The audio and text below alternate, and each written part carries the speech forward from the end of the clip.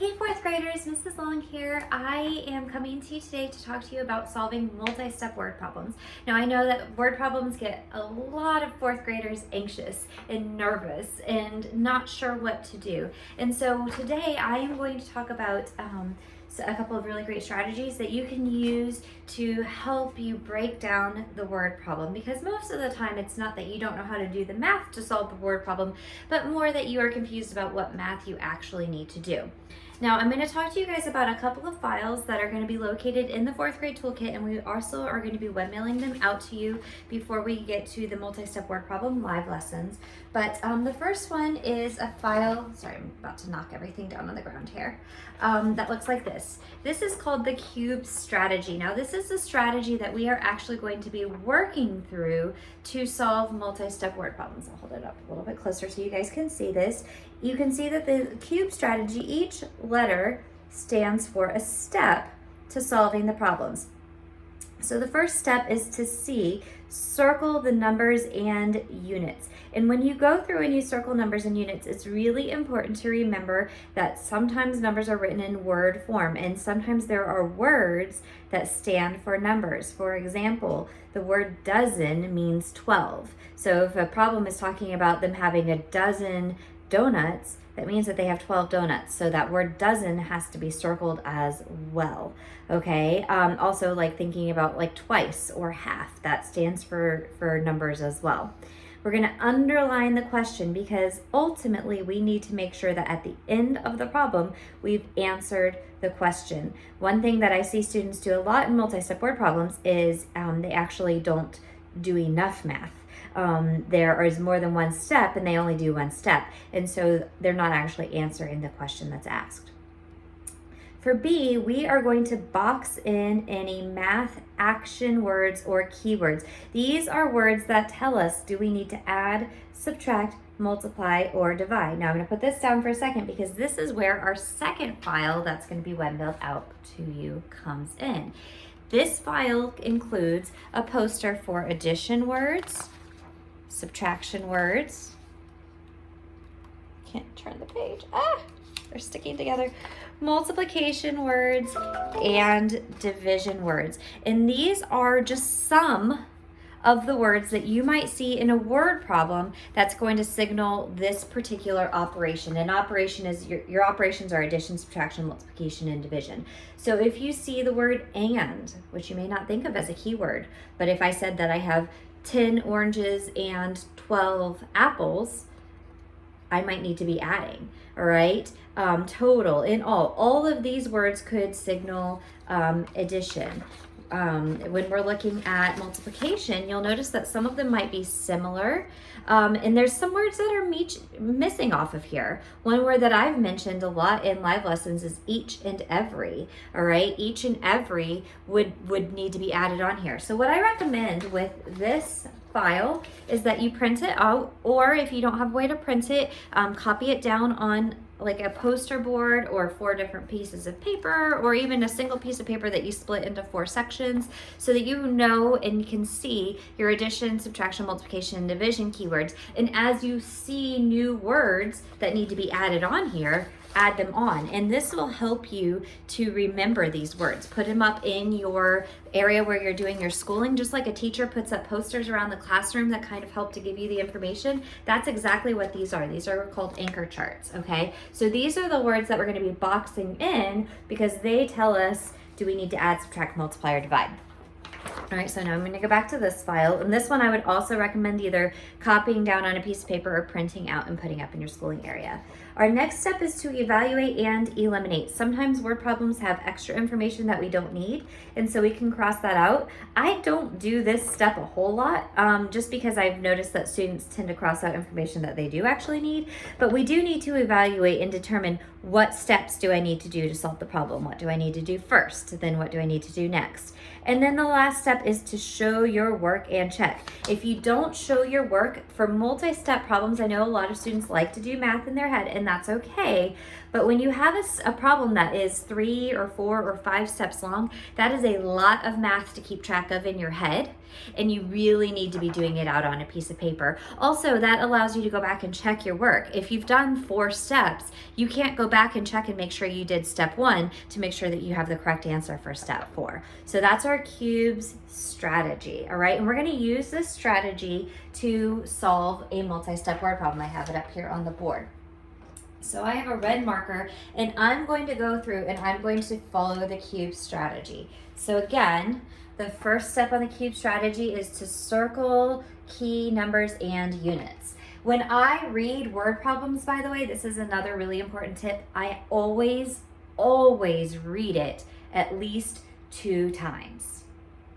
Okay, I'm gonna say that again. I always read it at least 2 times, because what I notice students do a lot is they go through and they look for numbers and they think, oh, well, maybe I should multiply. And then they multiply, and that wasn't what they were supposed to do. And it's because the problem wasn't read carefully and you've missed important information. Okay, so it's really a really good habit to get into, to read the problem at least 2 times, maybe even 3 times, to make sure that you've gotten all of the information. I will also tell you that when it comes to multi-step word problems, it's very often that in 4th grade, the problems are written in the order that you need to go through to solve it. So it's not like, okay, the step 1 is going to be at the end of the problem. Usually step 1's at the beginning, step 2's in the middle, step 3's, you know what I mean? It's in order. Okay, so I'm going to read through the problem and I'm going to be circling numbers or words that stand for numbers. So Ellen bought 35 boxes of hot chocolate. Each box makes 24 cups. Ellen has made 19 cups. How many more cups of hot chocolate can she make? Okay, so I've circled the numbers. My next step is to underline the question. The question's right at the end. How many more cups of hot chocolate can she make? So now I'm going to box in keywords. Okay, my keywords tell me, do I need to add, subtract, multiply, or divide? Now, I'm going to tell you this too with keywords. One way to make it a little bit easier to remember them is to remember what you are actually doing when you add, subtract, multiply, and divide. So we've talked about this in live lessons, but when you're adding, you are combining things together. You're putting things together, and the groups do not have to be the same size. When you're subtracting, you have a total amount of something and you're taking it away, or you're using some of it. Okay? When you're multiplying, you're combining things together, but those things have to be in equal sized groups. And then when you're dividing, you're taking a total amount of objects and you are splitting them into equal sized groups. Okay, so that's what you're doing for each. So you want to look for keywords that tell you that you're doing those different things. So Ellen bought 35 boxes of hot chocolate. Each, I've told you guys this is a keyword, each box makes 24 cups, because box 1, 24 cups of hot chocolate. Box 2, 24 cups of hot chocolate. Box 3, 24 cups of hot chocolate. Because every single box makes the same amount, I know that I can multiply. That's going to tell me multiply. And sometimes I even will put that there to remind myself, okay?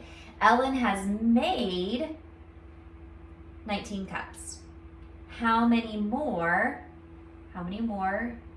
means subtraction, can she make? Now, I'm going to go back through here, and Ellen has made. Made wouldn't necessarily always be a keyword, but in this problem, that tells me that she's using some. And remember, I said if you use some, that usually means you're going to be subtracting. So in this problem, that could also be a keyword that means subtract.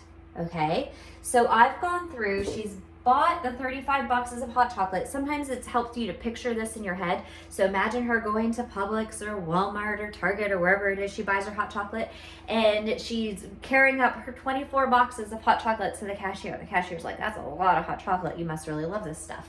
And they're ringing it all up, and every single box that she buys can make 24 cups. She goes home, she opens up her first box of hot chocolate, and she starts making it, and she makes 19 cups. I want to know how many more cups she's able to make. Okay, so first I need to multiply to see how many cups of hot chocolate total she's able to make with what she buys. So we're going to multiply 35 times 24.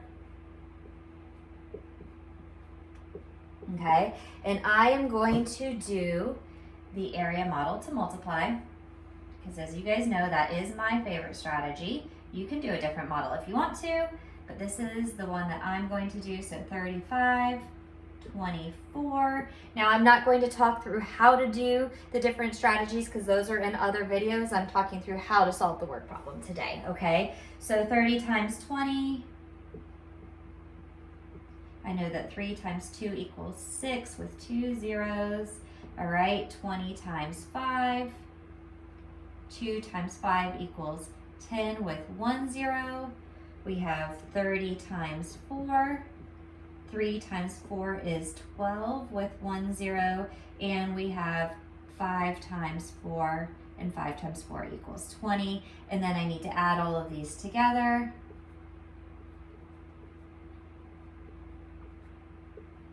And that's going to tell me how many cups of hot chocolate she can make. So 0, 4, 6, 7, 8. So she can make 840 cups of hot chocolate. I hope she's making it for a lot of people because that's a lot of hot chocolate for one person to drink.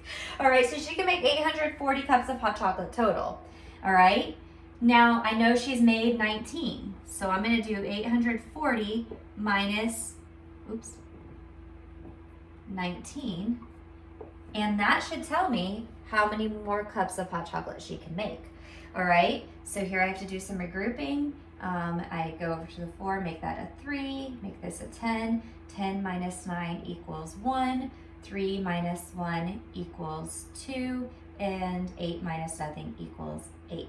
So she should be able to make 821 more cups of hot chocolate. Now I want to double check and make sure that I have answered my question. How many more cups of hot chocolate can she make? This is how many she could make total before she made any. This is how many she bought. She made 19, so that's how many more she can make. Okay, and so you guys can see this strategy right here is super duper helpful because it helps you to break down the problem into steps so that you can see what each step is that you need to do to solve. All right, so again, we're gonna be webmailing this out. We're gonna be webmailing this out, all right? And I want you to practice using these strategies to help you solve multi-step word problem. Again, we will be putting more videos into the 4th grade toolkit. If you're having a hard time, drawing pictures and visualizing is really helpful as well. And I kind of talked through visualizing this problem where I was picturing her going to the store and buying all of this. Now she's got all her packets of hot chocolate. She's made 19 packets, so I want to know how many are left. Okay, so that kind of helped me to figure out what I needed to do as well. As always, if you have any questions, please let us know. We are more than happy to help you out however we can. And I hope you have a wonderful rest of your day. Bye.